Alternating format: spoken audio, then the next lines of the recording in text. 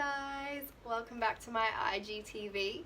So before we jump into today's topic, I just wanted to say a quick thank you to everybody who's been watching my episodes so far. I hope you're enjoying them, and if you are, I've actually just launched personalized one-on-one Instagram coaching. So if there's anything particular you'd like to talk to me about, or there's something you would like help with on your Instagram account, then that is a really great way to get some one-on-one time with me, where I can help you through some strategies and tactics and anything you might be stuck with on your Instagram or even on your blog. So if you are interested in that, pop over to my profile and there is a link in my bio that will take you to my shop where you can book a session in. Okay, so let's get stuck into today's topic, and that is how to find the best Instagrammable photo locations. So the first thing is actually not about the location finding at all. It's actually about you understanding what kind of photos your audience wants to see. And that also comes back to your niche and the kind of content that you're offering. So before you can decide what is going to make a good photo location or not for you, you need to have a vision about what it needs to look like. So what kind of colors you want to include in your photos, what kind of themes you want to include. If you have a really thorough understanding of these things, then that's going to make it much easier for you to identify whether a particular location is going to work for your Instagram photos or not. Once you have a clear understanding of your niche and the type of photos that you want to create for your account, there are two types of research you can do. The first one is active research, where you might have an upcoming trip planned already, or you need to create some photos for a particular collaboration, or you just need some more content. So for me, that's when I would sit down and actually do some research. The first place I look is Pinterest. So Pinterest is a really great visual search engine. So pop in the name of the place you're going and see what comes up. I often find just from that there's a lot of inspirational spots that pop up. Click on those photos, find out where they are, make a list, plot them on a map, so then when you're there you can see what the most logical way to get to all those different spots would be. There are also quite a lot of blog posts now which focus in on Instagrammable hotspots in certain areas. So the next type of Pinterest search I would do would just be having the location name and then also adding Instagrammable photo locations or Instagram photo locations after that, and see what you find. Other than Pinterest, the next best place to look, and you've probably guessed it, is Instagram. So the way that I search on Instagram for photo locations is by using hashtags and geotags. So for the hashtags, I will go hashtag whatever the location is, and then I'll just scroll through, and there's going to be a lot of crappy images that you're scrolling through, but there also might be some real beauties. That's a bit of a hit and miss technique. Another way to do it is to actually type in the location and click on the geotag for that location, and then again scrolling through and just seeing what other people have posted from that area. And what I like about that one is if you're there in a particular season, then those images are usually real time, so you can see how different areas might look with the particular season. The second kind of research that I do is passive research. So even when I don't have a trip planned or I don't have a particular need for content, I'm always on the lookout. I'm scrolling through Pinterest and Instagram on a daily basis anyway, so if I come across something that really strikes me as a place I would love to get a photo, if I'm on Pinterest, I will repin it to a special board, and if I'm on Instagram, I will click the little ribbon underneath the photo and that will save it to my saved collections. So later on when I'm planning a trip, I'll remember I saw a place and I don't remember where it was, so I can go into either my Pinterest boards or my saved collections on Instagram and have a look at what those locations were.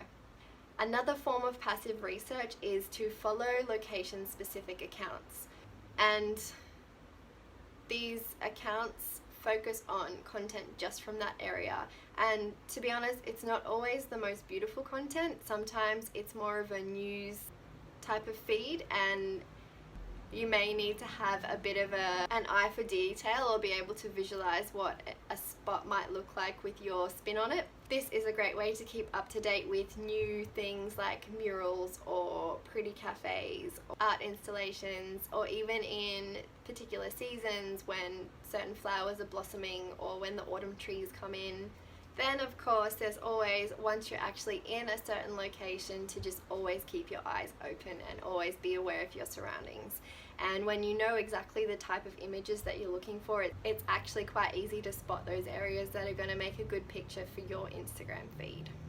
And lastly, something I can't emphasize enough is to remember that a good photo is not just dependent on the location. There are a lot of different elements that come into play, and I will definitely talk about those in another episode, but for now I just want to tell you the top ones that I think are the most important to get that perfect picture.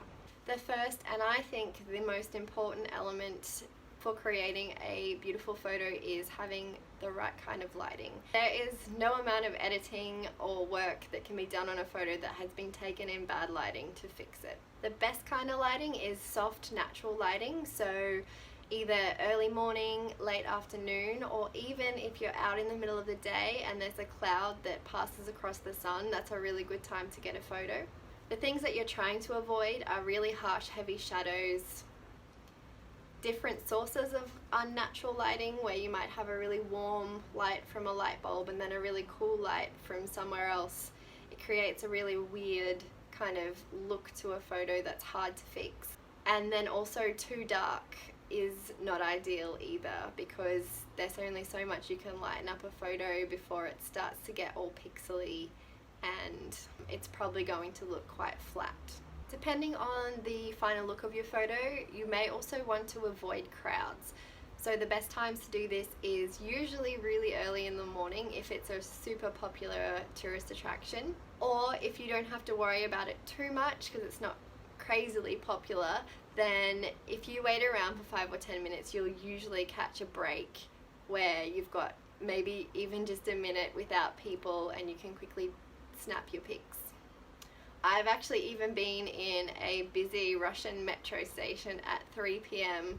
and managed to get a photo with hardly anybody else in it. We just waited for the break between the metros and we had about 30 seconds, but we got it. So it is possible. Sometimes it just takes a bit of patience. Playing with perspective is another one of my favorite ways to create some extra interest or uniqueness to a photo. So you can either have the camera straight on, you can try positioning it a little bit higher or a little bit lower, even see what it looks like taking the photo from ground level. That sometimes can be really interesting. You can also try looking through other objects to get a bit of a different perspective on your photos. So one way I love doing this, and you will have noticed on my feed, is looking through flowers and trees to sort of get a nice blurred effect at the front of the photo, and it also creates some nice layering as well. If you are pre-planning your photo, you can also think about the types of props that might make sense or might add a little bit of extra interest to the photo. But I do talk more about that kind of thing in my IGTV episode where we discuss posing for photos. So if you haven't checked that one out yet, go have a look and there'll be more tips in there for you.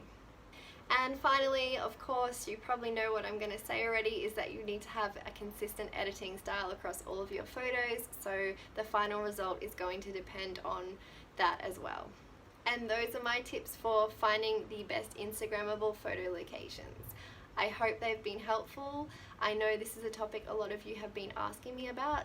So if you do have any other tips or suggestions or questions, please continue this conversation in the comments below.